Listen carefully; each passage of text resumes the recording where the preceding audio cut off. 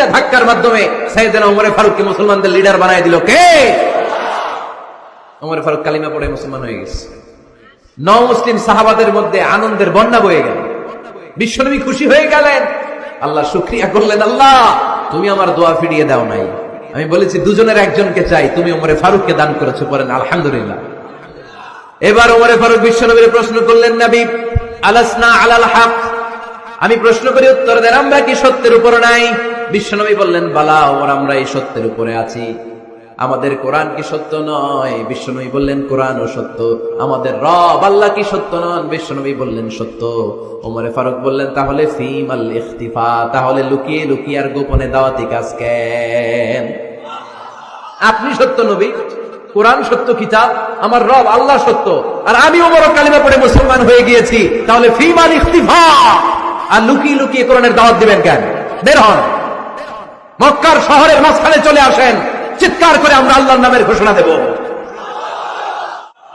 বিশ্বনবী ডেকে বললেন, না ওমর, এটা মাক্কি জীবন, ওমর এটা মাক্কি জীবন, এখানে দাওয়াতি কাজ করবো লুকিয়ে লুকিয়ে, আস্তে আস্তে। আল্লাহ যখন আমাদেরকে বিজয়ী করে দিবেন, তখন আমরা প্রকাশ্যে দাওয়াত দিলে কোনো সমস্যা নাই।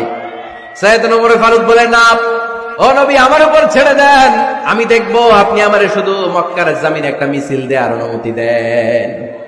কিসের অনুমতি? আল্লাহর নামের তাকবীর দেওয়ার অনুমতি দেন। বিশ্বনবী বললেন, ঠিক আছে, সাবধানে তাকবীর দিও। ওমরে ফারুক তাকবীর দেওয়ার জন্য লোক খুঁজতে আরম্ভ করলেন। মুসলিম 11 জন সাহাবাকে খুঁজে পেলেন। কয়জন? ওমরে ফারুক বললেন, 11 জনই চলবে। 11 জনকে 2 লাইন করলেন। কয় লাইন? পিছনে 6 জন, সামনে 5 জন। পিছনের লাইনের নেতা বানিয়ে দিলেন বিশ্বনবীর চাচা হামজা ইবনে আব্দুল মুত্তালিবকে। প্রথম লাইনের 5 জনের নেতৃত্ব দিতে আরম্ভ করলেন সাইয়েদনা ওমরে ফারুক নিজেই।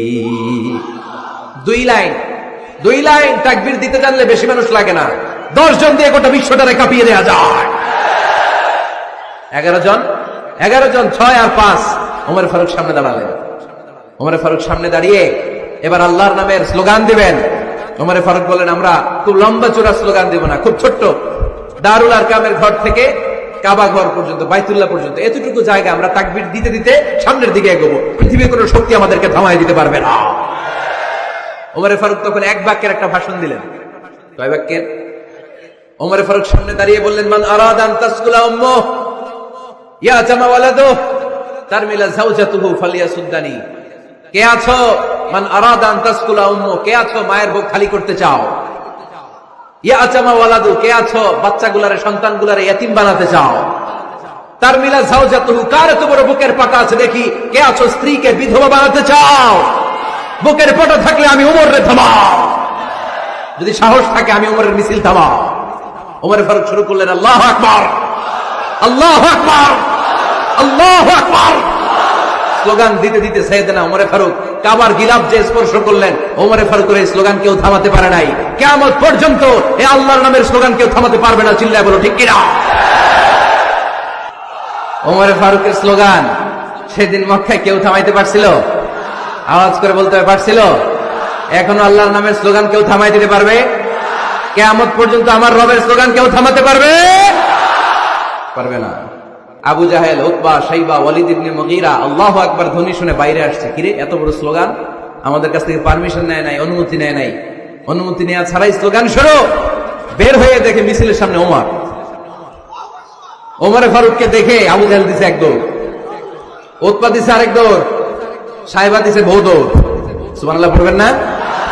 এজন্য ওমর বেশি লাগে না, ওমর লাগে 1 জন। চিল্লায় বলতে হবে, ওমরে ফারুক লাগে কয়জন? 1 জন। ওমরই গোটা বিশ্বের চেহারা পাল্টে দিতে সক্ষম। চিল্লায় বলেন ঠিক কিনা? গোটা বিশ্বে মুসলমানদের আছে করুণ অবস্থা। আমাদের কোনো সেন্ট্রাল লিডারশিপ নাই। আমাদের মুসলিম দেশগুলোরে এক করে রাখবে, ভাইয়ের মতো রাখবে, আমাদের স্বার্থ নিয়ে কথা বলবে, এরকম নেতা আমাদের নাই। ঠিক কিনা? আমরা সেই ওমরে ফারুকের অপেক্ষায়, আমরা সেই ইমাম আল মাহাদির অপেক্ষায়, যার একটা হুঙ্কারের আহ্বানে গোটা বিশ্বের সব মুসলমান এক প্ল্যাটফর্মে চলে আসবে। ওইরকম নেতা 1 জন লাগবে। কয়জন? গোটা মুসলিম উম্মাহকে একত্রিত করার জন্য 1 জন ওমরই যথেষ্ট। ঠিক কিনা?